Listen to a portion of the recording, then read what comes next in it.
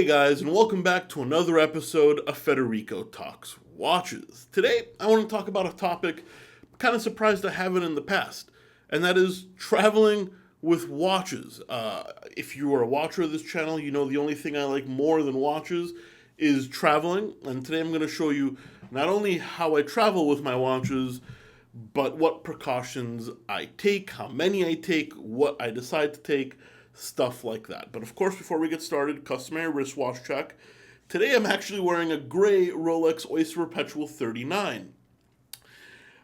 John bought this for me, actually, and I got him the grape dial. I don't know. I mean, actually, you may have heard we went to the Rolex boutique in one of John's videos and didn't have a great experience. We actually did not buy these from authorized dealers. While Rolex, quoted us like 7 months to get it, we got them brand new and at a discount. Not easy to get, but as I said, I'm not trying to poo-poo every authorized dealer, but if I'm going to get treated like that, I might as well get it elsewhere. And it wasn't just the long wait time, which is normal, but if you guys are interested in that experience, go check out John's channel. Also, guys, don't forget to check out delraywatch.com. A bunch of new watches in stock, some very cool stuff. Jägermaster calendars, Blancpain 50 Fathoms, Rolex GMT Master Pepsi. Bunch of new watches in stock, all on delraywatch.com. Link in the description below. So yeah, guys, as I mentioned earlier and in many videos, I love to travel, whether it be a weekend in New York to visit my parents, or maybe Hong Kong and Tokyo for business. I actually love Southeast Asia, whether it's visiting my parents in Europe or just going on an adventure in South America, Africa. I mean, I just love traveling. But I'm also a watch geek, which means I usually take my watches. And some people have mentioned in the past, that it's a little dangerous. How do you actually travel with them? What cities do you wear them in? What precautions I take?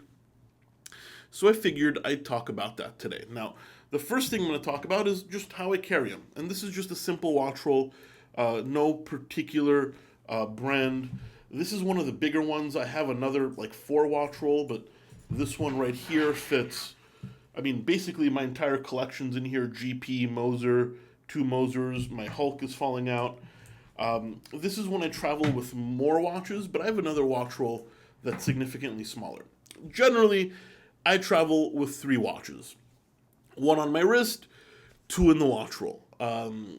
As a rule, I always take my Seiko SKX, even if I'm going to the safest city on earth. Always good to have a beater watch.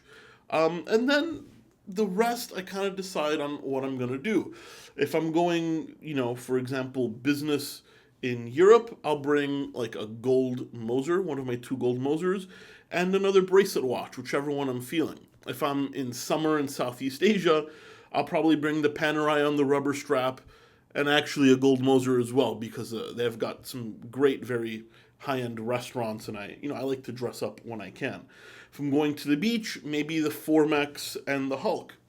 Stuff like that. So I always take, 3 watches minimum, even if it's for a 3-day weekend. I never take more than 3. I don't know why. It's not a hard rule, just kind of how I do it.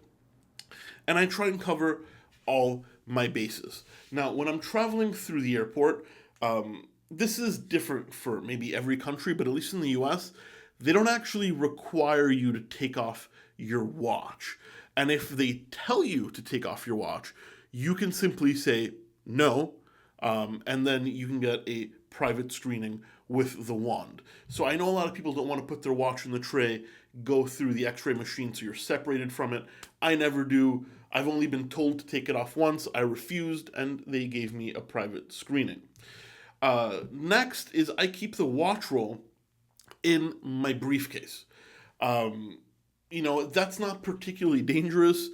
Just because it's in the briefcase, nobody knows what's in the briefcase, and generally you go through the x-ray machine or one of those new scanning machines. They tell you to push your bag in before you go through the machine, so you're not too far separated. I've never really had a problem, with that. So pretty simple. Never check it in. Don't take it off your wrist.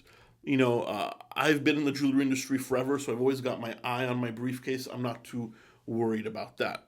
Now, in hotels, if I've got under like $10,000 worth of watches, I just keep them in the hotel safe. Now, I only recommend this in like higher end hotels. Not so much that price matters, but generally they might be a little safer. But the concierge does usually have a safe in the lobby that you can use. And generally, if it's anything's worth above 10 grand, I leave it in the lobby safe. And they give you access to it whenever you want. Not quite as convenient as the in-room safe, but pretty convenient nonetheless. So hotels, airport, there's that. Then it really depends on the city. And I don't want to generalize, but for example, I'm from Naples, Italy, the south of Italy, not the safest city in the world. One of the few cities where I wear my Seiko SKX everywhere. I will only wear, a nicer watch if I'm going to like dinner at a family member's house. I wouldn't even wear it in public apart from an Uber. Not that Naples is like Baghdad, but there's a lot of petty theft. Anywhere in the States, I feel pretty safe with a watch. Anywhere in Asia, not anywhere, but most places in Asia, I feel pretty safe. South America, I tend to only wear an SKX. Southern Europe, SKX, Madrid. Once again, I'm not trying to generalize or put countries into categories, but another thing I do is I kind of go to tripadvisor.com when I'm researching where I'm going, and you can actually search, wearing a watch or valuables, and people will give you their opinion. A city doesn't have to be dangerous for there to be petty theft, and I just think you don't want to call undue attention to yourself. So if it's a place I've never been before, I ask friends that have been, or I do a little research on TripAdvisor. If it's a place that I have been before, well, then the decision is a little bit easier on when or what to wear stuff, simply because I've been there. Now, you can also add your watches to your travel policy. I recommend Chubb. I don't personally use them, or I'm not sponsored by them. That's CHUBB. All my personal collection is covered under the Delray Watch jewelry policy, which is professional jewelers insurance. But always good to kind of have them insured as well. Pretty simple video, but I think I answered a few questions you guys were curious about. If you found it useful, please let me know in the comment section below. And if you enjoyed it, please give it a thumbs up. It really does help. Guys, thank you so much for watching another episode of Federico Talks Watches. I'll catch you in the next one. Take care.